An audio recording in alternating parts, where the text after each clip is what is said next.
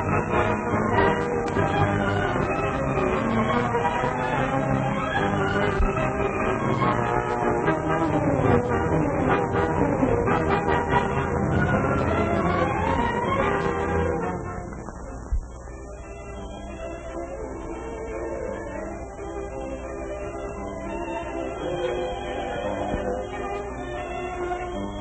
Barbara, not for her the carefree hours of happy play, nor the busy hours of work and study.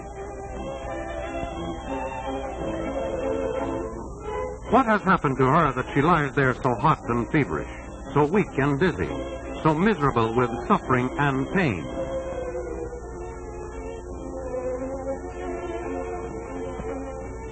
Our body is just like a little country that has been invaded by an enemy army.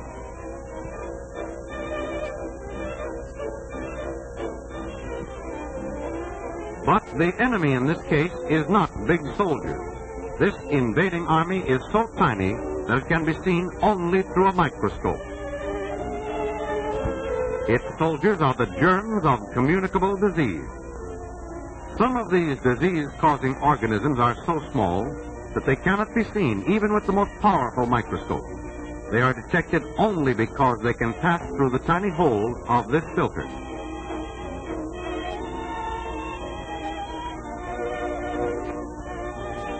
A communicable disease is one which can be caught from someone else.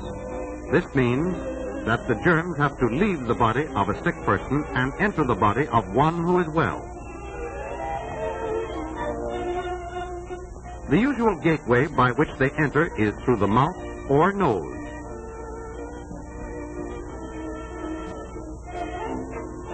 How do germs make the trip from sick to well and thereby spread disease? They may travel by one of several ways.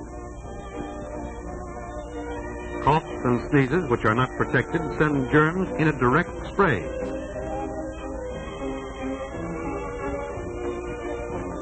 Kissing also gives germs a direct, short trip. The public drinking cup is a favorite means of travel. Water, as we find it in nature, may have harmful germs in it. If we drink such water without first boiling it, we are giving these germs a free ride into our bodies. Milk is the best food there is for us, but if it comes from unhealthy cows, in dirty surroundings, or is handled by people having a communicable disease, it can become a good conveyor of germs. Rats and some insects, particularly the fly, are of great help to germs of certain diseases by carrying them from filth to the food we eat.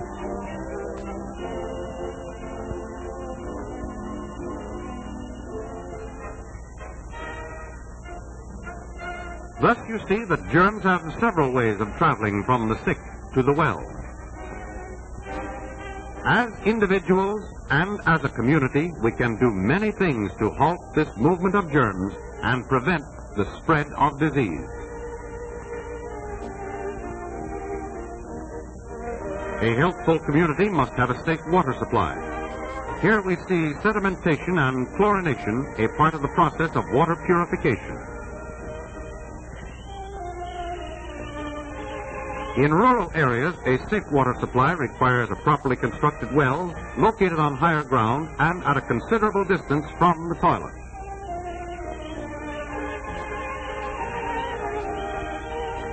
The purity of a city's water supply is further protected by the sanitary treatment of sewage. A series of processes renders the waste non-injurious to health. In rural areas, the problem of disposal of human waste can be solved by the building of a proper type septic tank.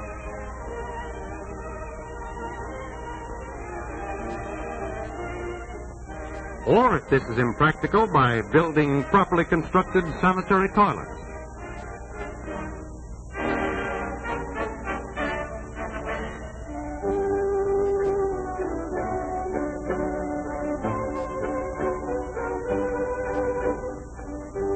Care in all steps of handling milk will do much to reduce milk-borne diseases.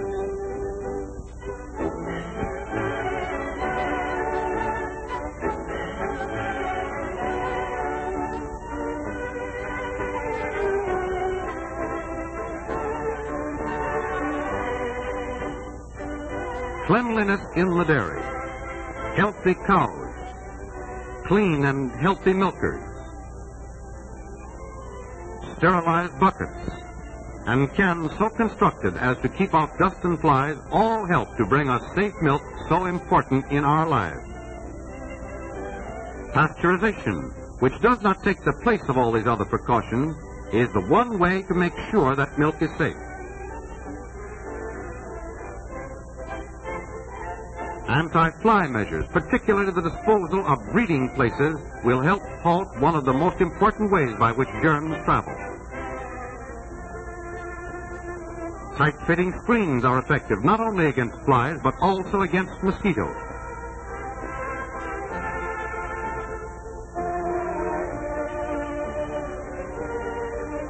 We can do much to prevent the spread of disease by keeping away from those who are sick.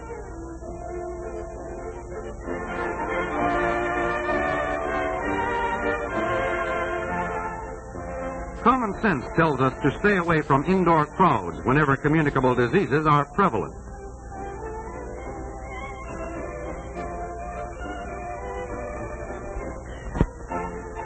Always call the doctor early whenever a communicable disease is suspected. Early treatment may lessen the severity of the sickness and halt its further spread.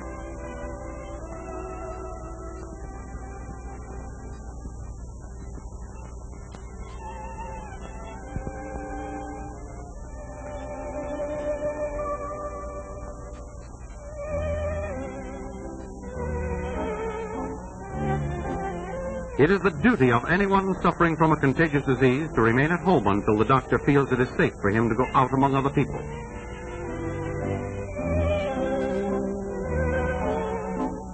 Some diseases, such as smallpox, diphtheria, and typhoid fever, could be wiped out entirely if each and every one of us took advantage of the time-proved protection offered by vaccination and preventive inoculation.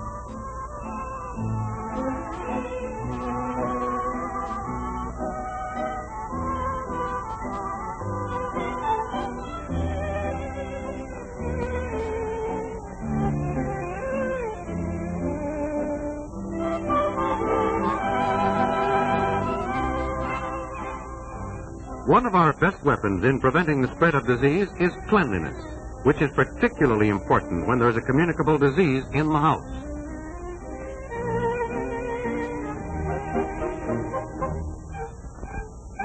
Certainly, cleanliness should be observed in all places where food is sold or served.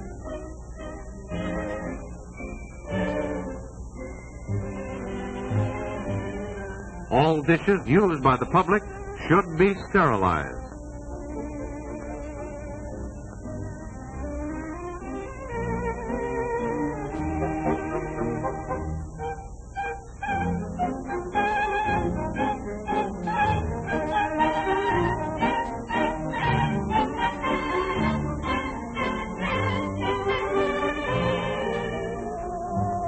Our hands may pick up germs.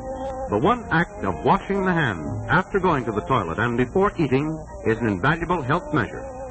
The use of paper cups instead of common drinking glasses will help keep down the transmission of disease.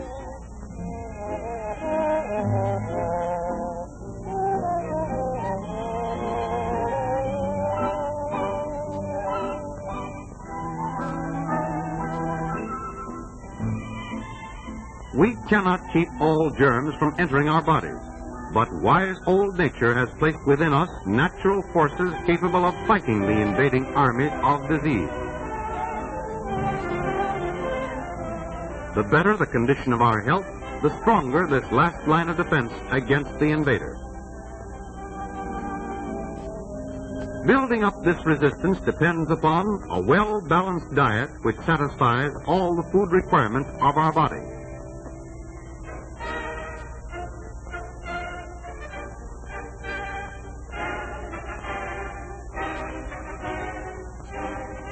Outdoor exercise in the fresh air and sunshine.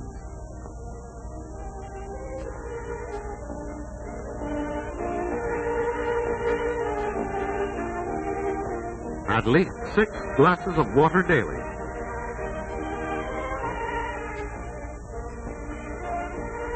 And plenty of rest, at least 8 hours of sleep every night. Every step we take to prevent the spread of disease means increased happiness and greater living efficiency for all of us.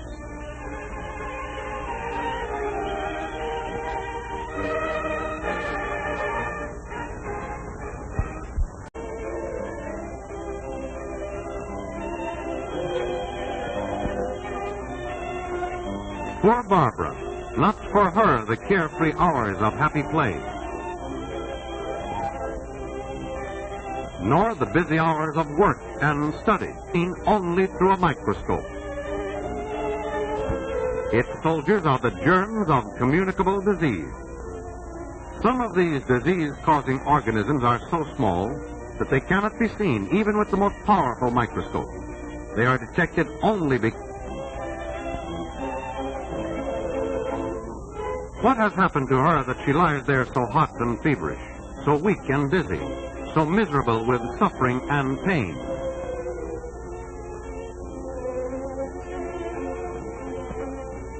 Our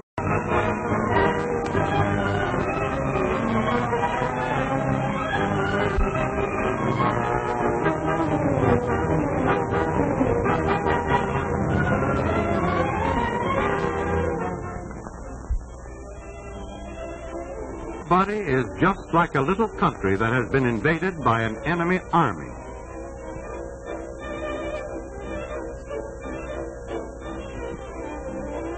But the enemy in this case is not big soldiers. This invading army is so tiny that it can be seen